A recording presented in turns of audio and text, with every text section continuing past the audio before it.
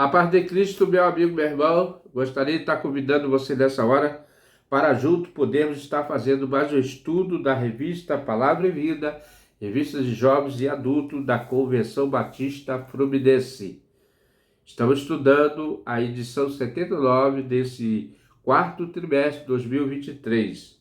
Corpo e Unidade, Carta de Paulo aos Coríntios, que escreveu esta lição foi o pastor Valtair Afonso Miranda. Nosso sincero agradecimento a esse querido pastor. Estamos estudando a lição 7. Estaremos estudando a lição 7. A lição tem como título Onde está a morte e sua vitória. O texto base é 1 Coríntios 15, de 1 a 58, né? E estaremos lendo agora, nessa hora, Irmãos, lembrando-vos do evangelho que vos preguei, o qual também recebeste, no qual estáis firmes, e por meio dele também sois salvos, desde que vos apegueis com convicção à palavra que vos anunciei, caso contrário, tendes crido em vão. Portanto, o que primeiramente vos transmiti foi o que também recebi, que Cristo morreu pelos nossos pecados, segundo a Escritura. Foi sepultado, ressuscitou ao terceiro dia, conforme as Escrituras. Apareceu a Pedro, depois aos 12. Depois disso, apareceu mais de 500 irmãos de uma vez, a maioria dos quais ainda vive, embora alguns já tenham adormecido. Mais tarde apareceu Tiago e a todos os apóstolos. Depois de todos, apareceu igualmente a mim, como um que nasce fora do tempo. Pois sou o menor dos apóstolos, e nem mereço ser chamado apóstolo, portanto persegui a igreja de Deus. Mas pela graça de Deus sou o que sou, e a sua graça para comigo não foi inútil. Antes trabalhei mais do que todos eles, todavia não eu, mas a graça de Deus que vive em mim. Portanto, quer tenha sido eu, quer tenha realizado eles, isso que pregamos é nisso que crês, né? Então, o texto aqui é 1 Coríntios 15, de 1 a 11, né? Versículo. Nessa lição, irmão, a lição 7, Paulo vai tratar de, basicamente, a ressurreição de Jesus e a ressurreição escatológica dos crentes. Não há como você não acreditar na ressurreição de Jesus, da ressurreição, sem acreditar na ressurreição de Jesus e vice-versa, né? O objetivo dessa lição, irmão, primeiro, mostrar a importância da ressurreição de Jesus e da ressurreição escatológica dos crentes, de nós, da igreja. Mostrar que a ressurreição de Jesus é a base da esperança cristã, né? E mostrar a natureza da ressurreição dos crentes. Então, são esses objetivos, né?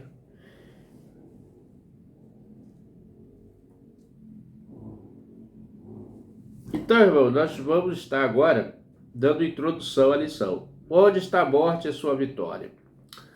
A grande esperança da igreja é a volta de Jesus. Todo crente anseia vê-lo retornar do céu para buscar seus filhos e filhas. Desde o Antigo Testamento, o povo de Deus espera pelo momento em que todo mal será derrotado e a morte será destruída. Isso levou Paulo a escrever uma das suas cartas, a seguinte pergunta: onde está a morte e a sua vitória? Romanos 7, 13. Algo que hoje cantamos em hinos. Então, irmãos, nós sabemos que a esperança da igreja é a volta iminente do Senhor Jesus. E o que faz isso, né, é que dessa volta do Senhor, a morte será aniquilada para sempre. Vamos ler aqui Romanos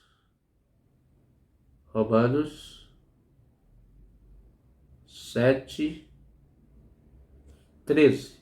7:13.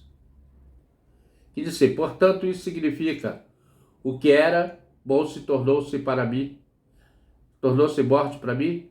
De forma alguma, mas o pecado que revelasse, com o pecado introduziu em mim a morte por intermédio do que era bom, a fim de que, por meio do mandamento, o pecado se demonstrasse extremamente maligno, né?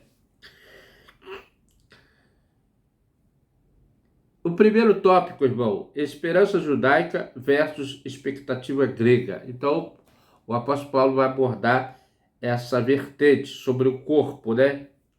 E ele faz assim, observando a estrutura desta carta, a estrutura em si, né, da carta que Paulo escreveu aos Coríntios, vamos perceber que curiosidades e erros o corpo vejamos. Primeiro, do capítulo 1 a 9, ele fala a apresentação. Depois ele entra nas divisões da igreja. 1, 10, 4, 21. Problema de imoralidade. 5, de 1 a 13. Problema com processos judiciais. Capítulo 6, de 1 a 11.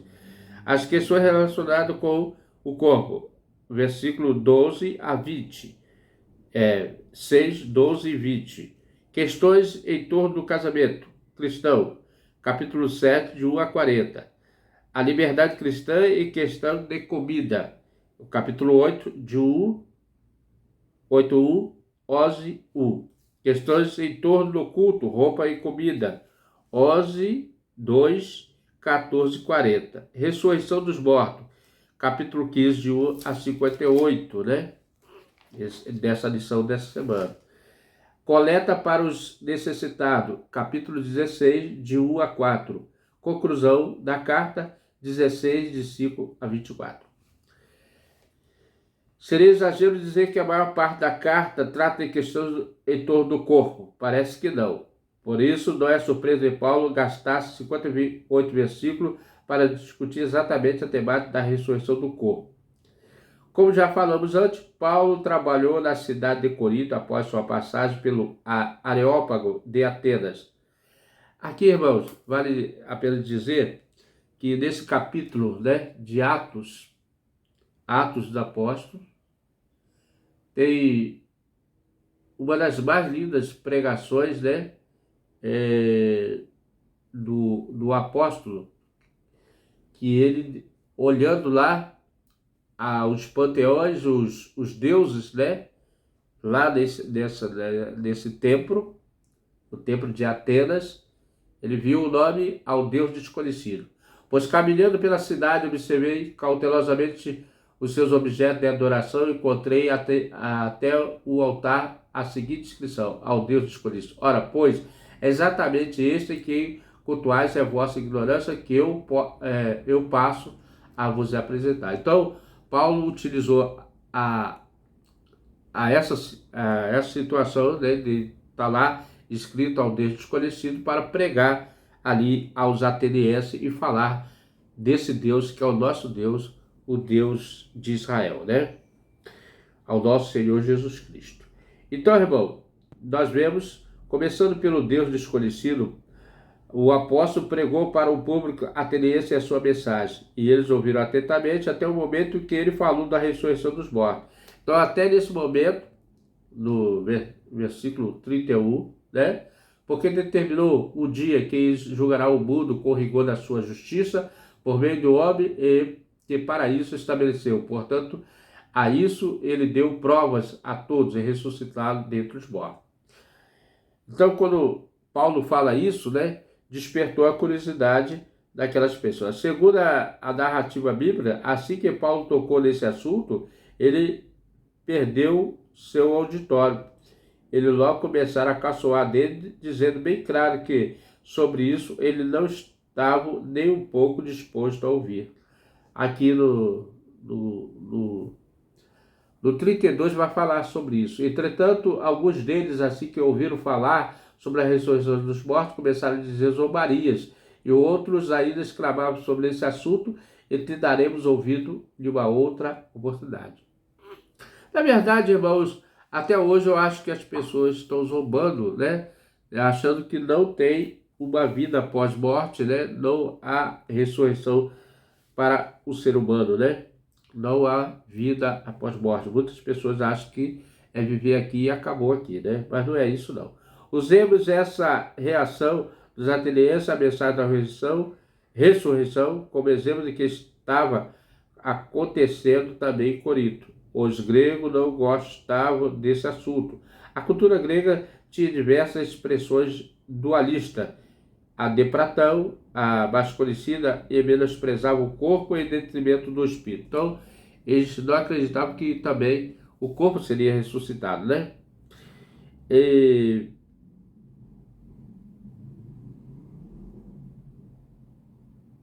menosprezava o corpo em detrimento do espírito. É o dualismo que rejeita o corpóreo.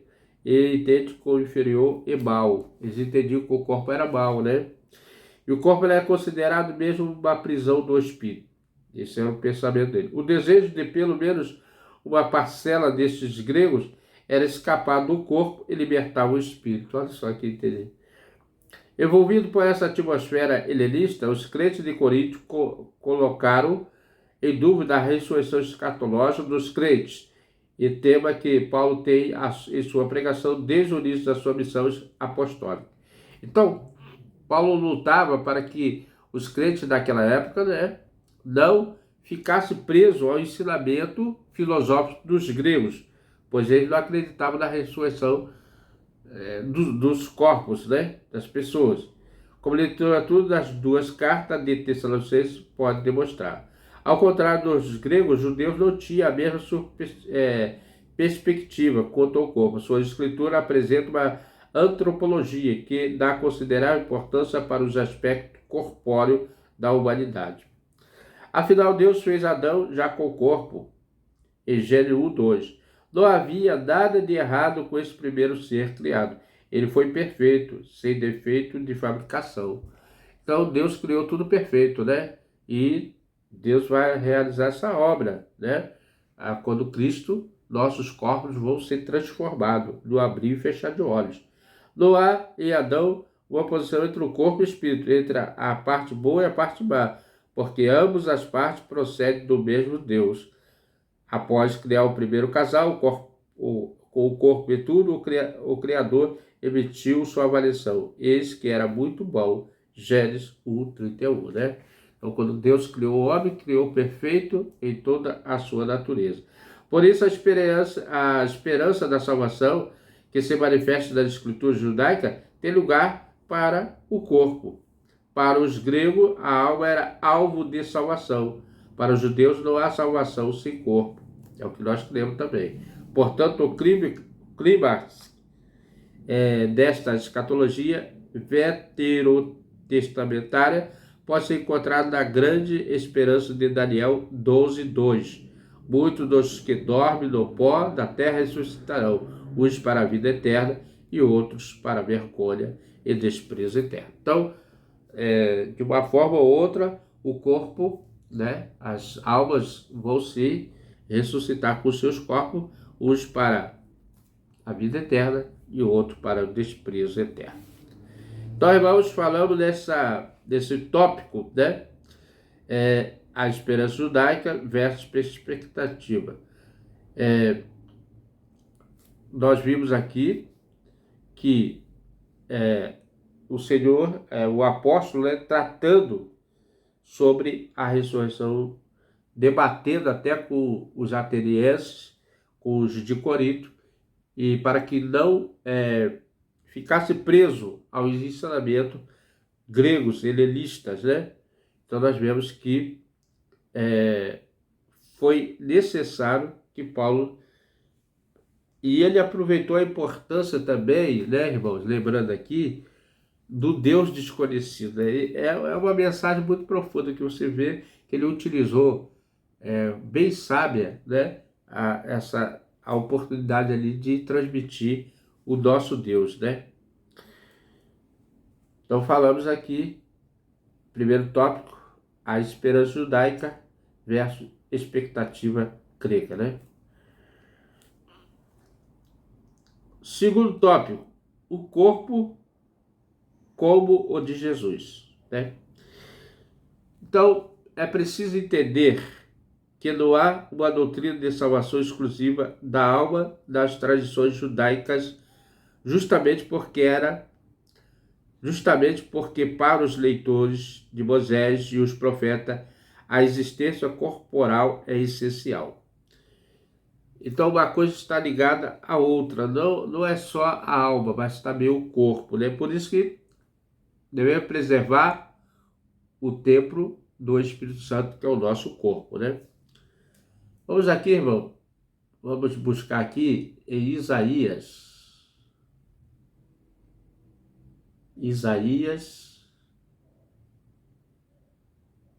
25, 8. Isaías 25, versículo 8, diz assim: extinguirá a morte uma vez por todas. O Eterno enxugará as lágrimas de todo o rosto e retirará de toda a terra a zombaria e a humilhação que o seu povo vem sofrendo. Palavra do Senhor. Então a palavra do Senhor, né, ela fala, né, que tirar dos nossos olhos toda lágrima, né, pois a morte já não tem autoridade. Já que a corporeidade é essencial à vida humana, a salvação significa salvar o homem inteiro. Como o próprio Paulo escreverá com muita clareza em sua carta aos Filipenses: a nossa cidade está nos céus, onde também esperamos o Salvador, o Senhor Jesus Cristo, que transformará o nosso corpo abatido, esse corpo aqui, para ser conforme seu corpo glorioso, segundo seu eficaz poder de ajustar também a si todas as coisas. Então, na verdade, o corpo ele vai ser transformado, né? Filipenses, vamos lá, voltar lá aí. Filipenses, as cartas de Filipenses 3, 20 e 21.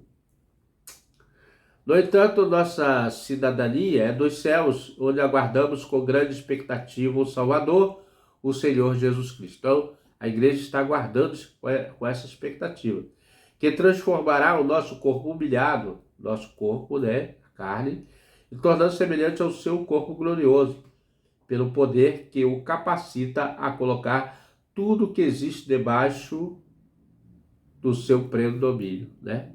Então, Cristo vai realizar essa obra milagrosa, né?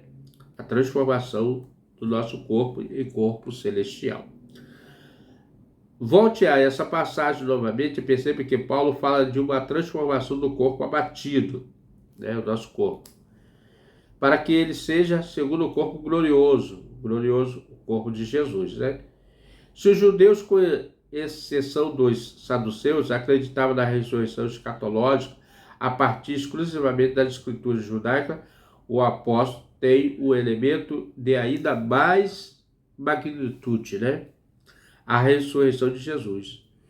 Então, os judeus acreditavam, né, que os seus argumentos, todos os seus ensinamentos. Agora o apóstolo Paulo, ele fala algo a mais, que é baseado nos ensinamentos de Cristo e da própria ressurreição de Jesus. A ressurreição de Jesus não foi uma ressurreição, ressuscitação.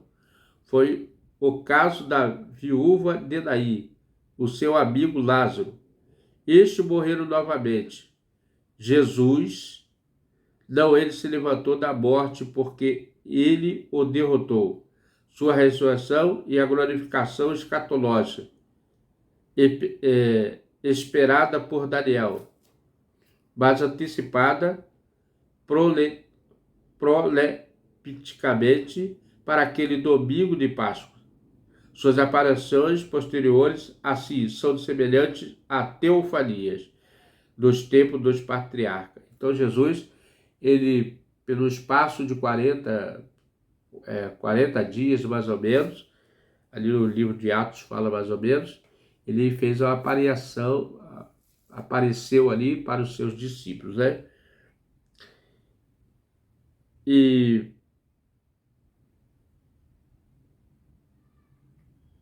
dessa teofania, né? Uma espécie de teofania. O que é uma teofania? É quando ele se materializa, igual lá nós vamos ver Deus aparecendo para Abraão através daqueles anjos, né? E também aqui Jesus aparece, né, em forma corpórea, né? aqui ele fala aqui, ó, assim, ó,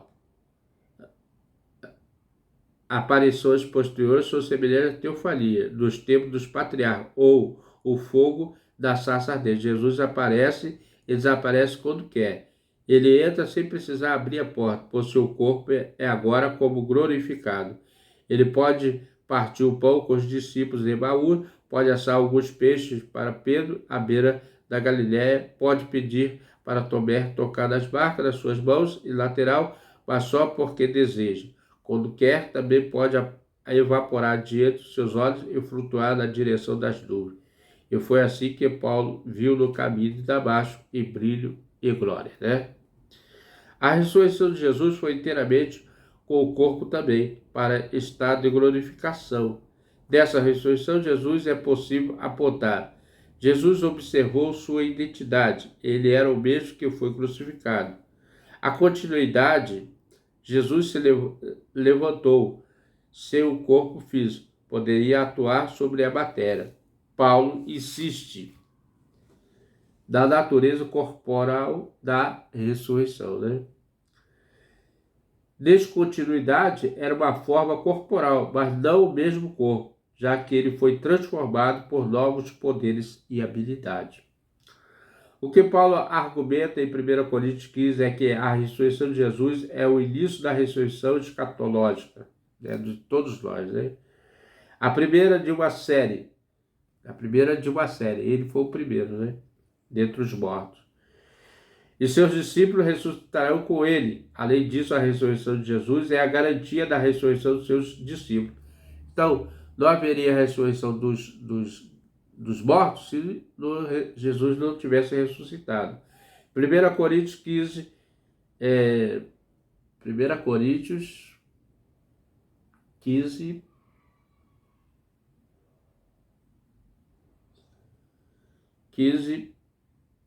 14 e 18. 14 e 18. Se Cristo não ressuscitou, não é inútil a nossa pregação, como igualmente é improdutiva a vossa fé. Então, Paulo já está falando, se Cristo não ressuscitou, é em vão eu acreditar, né? Pior que isso, seremos considerados falsos testemunhos de Deus, porque contra ele, testemunhando que ressuscitou a Cristo dentre os mortos. Todavia, se é verdade que os mortos não ressuscitam, então ele também não ressuscitou a Cristo. Portanto, se os mortos não ressuscitam, nem o próprio Cristo foi ressuscitado, e se Cristo não ressuscitou, a nossa fé para nada serve e continuais a viver em vossos pecados. Sendo assim, também os que dormiram em Cristo estão perdidos. Então, Paulo está argumentando aqui, se Cristo não ressuscitou, as pessoas que dormiram em Cristo não vão ressuscitar, né? Mas não é o caso. Paulo usa duas expressões como contraste, soma psiche, soma pneumate. No primeiro caso, ele fala o corpo soma, animado e feito para a vida, psiche. Segundo caso, ele fala do corpo soma, animado e feito para o espírito. Não é o corpo feito de espírito, mas o corpo transformado adaptado para uma nova vida espiritual. Mas, acima de tudo, o corpo da ressurreição será o corpo do ressurreto de Jesus, imperecível e glorioso, perfeito, né? Então, nós sabemos que esse corpo vai ser glorioso, transformado, né? Então, nós falamos aqui desse tópico, né? A ressurreição de Jesus é o evento central da fé cristã e devemos explorar esse significado, né, glorioso, né, de Jesus. E a ressurreição de Jesus é a garantia da ressurreição dos crentes. Então, irmãos, nós estamos vendo aqui que vai haver a ressurreição da igreja, né? Para concluir esse estudo, irmão, o embate entre expectativa judaica e grega não terminou nos tempos paulinos. Até os dias de hoje ainda encontramos um dilema parecido e uma falsa dicotomia de eventualmente surge entre os crentes a respeito da relação entre o corpo e o espírito. Uma igreja que nega o corpo despreza uma das principais esperanças do Evangelho de Jesus. Há um lugar para o corpo no plano de Deus e para cada um de nós, né, irmão? Então, irmãos, que nós possamos cada dia mais crer poderosamente na ressurreição da igreja, do corpo da igreja, né? Porque Cristo vem e ele virá e julgará esse mundo com justiça. Aqui, irmãos, terminamos, né? Mas o estudo, né? Que fala sobre a morte, onde está a morte e sua vitória, né? Na verdade, Jesus já venceu a morte, né? Através da cruz do Calvário. Meu amigo, meu irmão, vamos estar orando, agradecendo a sua presença aqui conosco e pedir que você esteja conosco novamente, né? Pai querido, Deus eterno, soberano Deus, mais uma vez agradecidos somos, ó Deus, diante de Ti, a essa oportunidade que o Senhor nos dá de estar sempre na Sua presença. Abençoa-nos, ó Deus, guarda-nos, livra-nos de todo mal, pois o Teu poder, Tua glória, Senhor, para todos sempre. Em nome de Jesus, amém.